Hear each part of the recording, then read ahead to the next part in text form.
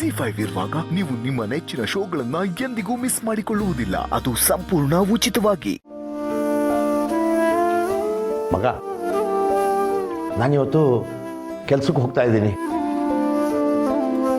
ನಾನು ಹೋಗಲಿಲ್ಲ ಅಂದರೆ ಯಜಮಾನರು ತುಂಬ ಬೇಜಾರು ಮಾಡ್ಕೋತಾರೆ. ಈಗಲೇ ಸಾಕಷ್ಟು ದಿನ ರಜೆ ಹಾಕ್ಬಿಟ್ಟಿದ್ದೀನಿ. ಅಪ್ಪ, ನೀವು ರೆಸ್ಟ್ ಮಾಡೋದು ತುಂಬಾ ಮುಖ್ಯ ಅಪ್ಪ. ನೀವು ಇಷ್ಟು ದಿನ ಕಷ್ಟಪಟ್ಟಿದ್ದು ಸಾಕು. ಇನ್ನು ಮುಂದೆ ನಾನು ಎಲ್ಲನೂ ನೋಡ್ಕೋತೀನಿ. ನೀವು ಮನೇಲಿ ಆರಾಮಾಗಿರಿ. ಇನ್ನು ಮುಂದೆ ನೀವು ಕೆಲ್ಸಕ್ಕೆ ಹೋಗೋದು ಬೇಡ. ಕೆಲಸ ಮಾಡದೇ ಇರೋನು ಮನೆ ಯಜಮಾನ ಹೇಗಾಗಕ್ಕೆ ಸಾಧ್ಯ? ನಿಂಗೆ ಆರೋಗ್ಯಕ್ಕಿಂತ ಯಜಮಾನ ಅನ್ನಿಸ್ಕೊಳ್ಳೋ ಆಸೆನಾ? ಸುಮ್ಮನಿರೆ, ಎಲ್ಲದಕ್ಕೂ ಏನೋ ಒಂದು ಹೇಳಿಬಿಡ್ತಾಳೆ. ಮಗ, ಕೈಲಾದಷ್ಟು ದಿನ ನಾನು ದುಡಿಲೇಬೇಕು. ಸುಮ್ಮನೆ ಮನೇಲಿ ಕೂತ್ಕೊ ಅಂದರೆ ನನ್ನ ಕೈಲಾಗಲ್ಲ. ಆದರೆ ನಿಜವಾಗಲೂ ವಿಶ್ರಾಂತಿ ಅವಶ್ಯಕತೆ ನಿನಗಿದೆ. ಅಪ್ಪ, ನೀವು ನನ್ನ ಮಾತು ಕೇಳಿ. ಹಂಗಾರ ಈಗ ನೀನು ಹೊಸ ಜೀವನದ ಪ್ರತಿ ಕ್ಷಣನೂ ಸುಂದರವಾಗಿಟ್ಕೊಳ್ಳೋ ಸಮಯ. ಅದನ್ನು ಈ ಕೆಲಸದ ಒತ್ತಡದಲ್ಲಿ ಕಳ್ಕೋಬೇಡ. ಅದಕ್ಕೆ ನೀನು ಇವತ್ತೇ ನಿನ್ನ ಕೆಲಸಕ್ಕೆ ರಾಜೀನಾಮೆ ಕೊಟ್ಬಿಡು. ಅಪ್ಪ, ನಾ ಹೇಳಿದ್ದೆ ಅಲ್ವಾ ಕೆಲಸ ಬಿಡೋದಕ್ಕಾಗಲ್ಲ ಅಂತ. ನಿನ್ಗೇನು ಚಿಡ್ದಿದ್ಯಾ ಸುಬ್ಬು? ಮಗ, ಈ ಅಪ್ಪನ ಮೇಲೆ ನಿನಗೆ ವಿಶ್ವಾಸ ಇದ್ದರೆ ಕೆಲಸಕ್ಕೆ ರಾಜೀನಾಮೆ ಕೊಡು. ನೋಟಿಸ್ ಪೀರಿಯಡಲ್ಲಿ ಕೆಲಸ ಮಾಡಲೇಬೇಕು ಅಂತಂದರೆ 1 ತಿಂಗಳಲ್ಲಿ ಎಲ್ಲ ಕೆಲಸ ಮಾಡಿ ಮುಗಿಸ್ಬಿಡು ಮಗ.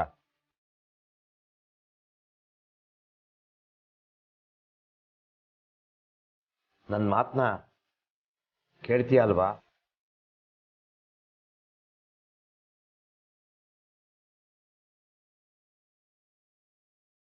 ಕೇಳ್ತೀನಿ ಅಪ್ಪ. ಅನು, ನಿಂಗೇನಾದ್ರೂ ತಲೆ ಕೆಟ್ಟಿದ್ಯಾ? ಸುಬ್ಬು, ಅನುಗೆ ಮೊದಲನೇ ಸರಿ ಕೆಲಸ ಕೊಟ್ಟ ಆಫೀಸ್ ಇದು. ಅದ್ರ ಜೊತೆ ಬೆಸ್ಕೊಂಡಿರೋ ಅಷ್ಟು ದೊಡ್ಡ ನಂಟನ್ನ ಬಿಟ್ಬಿಡು ಅಂದ್ರೆ ಬಿಟ್ಬಿಡಕ್ಕಾಗತ್ತಾ? ಅನುನ ಅಪ್ಪ ಅನ್ನೋ ಸಲ್ಗೆಲಿ ಪ್ರೀತಿಯಿಂದ ಕಟ್ಟಾಗ್ತಿದ್ಯಾ ಸುಬ್ಬು? ನೀನ್ ಮಾತಾಡ್ತಿರೋದು ಮಾಡ್ತಿರೋದು ಒಂದ್ಸರಿನಾದ್ರೂ ಸರಿನಾ ಅಂತ ಯೋಚನೆ ಮಾಡಿದ್ಯಾ? ಅಮ್ಮ, ಬೆಳಗ್ಗೆನೆ ಈ ಚರ್ಚೆ ಬೇಕಾ? ಅಪ್ಪಂಗೆ ಹೇಗೆ ಬೇಕೋ ಹಾಗೆ ಮಾಡಿದ್ರಾಯ್ತು. ಇದೆಲ್ಲ ಅವರು ನನ್ನ ಸಂತೋಷಕ್ಕೋಸ್ಕರ ತಾನೇ ಮಾಡ್ತಿದ್ದಾರೆ.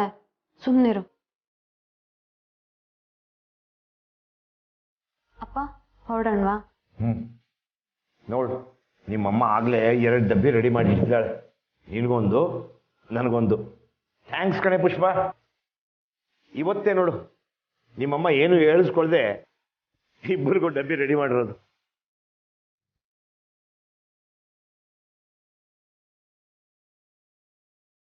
ತಗೋ ಮಗ,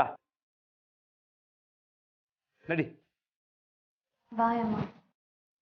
ಜಿ5 ಆಪ್ ಡೌನ್ಲೋಡ್ ಮಾಡಿ ಎಲ್ಲಾ ಸಂಚಿಕೆಗಳನ್ನು ಸಂಪೂರ್ಣ ಉಚಿತವಾಗಿ ನೋಡಿ.